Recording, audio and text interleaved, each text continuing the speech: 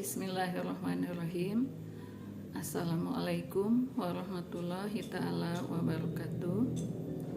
Laporan indikator kinerja individu.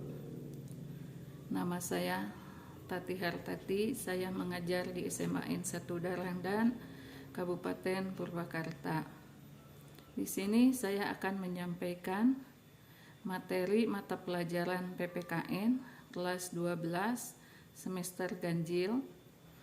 Materinya yaitu kasus pelanggaran hak dan pengingkaran kewajiban.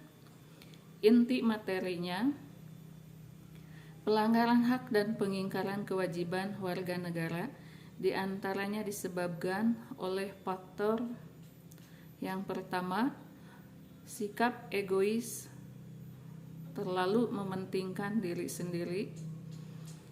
Sikap ini akan menyebabkan seseorang selalu menuntut haknya, sementara kewajibannya sering diabaikan. Seseorang yang mempunyai sikap seperti ini akan menghalalkan segala cara supaya haknya dipenuhi, meskipun cara tersebut dapat melanggar hak orang lain. Kemudian faktor yang kedua yaitu rendahnya kesadaran berbangsa dan bernegara. Hal ini akan menyebabkan pelaku pelanggaran berbuat seenaknya.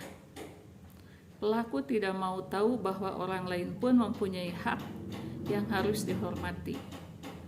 Sikap yang tidak mau tahu ini berakibat muncul perilaku atau tindakan penyimpangan terhadap hak dan kewajiban warga negara.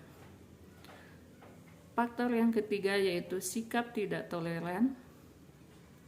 Sikap ini akan menyebabkan munculnya saling tidak menghargai dan tidak menghormati atas kedudukan atau keberadaan orang lain. Sikap ini pada akhirnya akan mendorong orang untuk melakukan pelanggaran kepada orang lain. Kemudian faktor yang keempat yaitu penyalahgunaan kekuasaan. Di dalam masyarakat terdapat banyak kekuasaan yang berlaku. Kekuasaan di sini tidak hanya menunjuk pada kekuasaan pemerintah, tetapi juga bentuk-bentuk kekuasaan lain yang terdapat di dalam masyarakat. Salah satu contoh, kekuasaan di dalam perusahaan. Para pengusaha yang tidak mempedulikan hak-hak buruhnya jelas melanggar hak warga negara. Oleh karena itu, setiap penyalahgunaan kekuasaan mendorong timbulnya pelanggaran hak dan kewajiban warga negara. Kemudian faktor yang kelima yaitu ketidaktegasan aparat penegak hukum. Aparat penegak hukum yang tidak bertindak tegas terhadap setiap pelanggar hak, pengingkaran, dan kewajiban warga negara tentu saja akan mendorong timbulnya pelanggaran lainnya. Penyelesaian pelanggaran yang tidak tuntas akan menjadi pemicu bagi munculnya kasus-kasus lainnya. Para pelaku cenderung mengulangi lagi perbuatannya dikarenakan mereka tidak menerima sanksi yang tegas atas perbuatannya itu.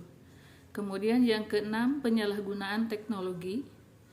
Kemajuan teknologi dapat memberikan pengaruh yang positif, tetapi juga bisa memberikan pengaruh yang negatif, bahkan dapat memicu timbulnya kejahatan. Anda tentunya pernah mendengar terjadinya kasus penculikan yang berawal dari pertemanan dalam jejaring sosial. Kasus tersebut menjadi bukti apabila kemajuan teknologi tidak dimanfaatkan untuk hal-hal yang sesuai dengan aturan, tentu saja akan menjadi penyebab timbulnya pelanggaran hak warga negara. Demikian materi yang saya sampaikan. Wassalamualaikum warahmatullahi ta'ala wabarakatuh.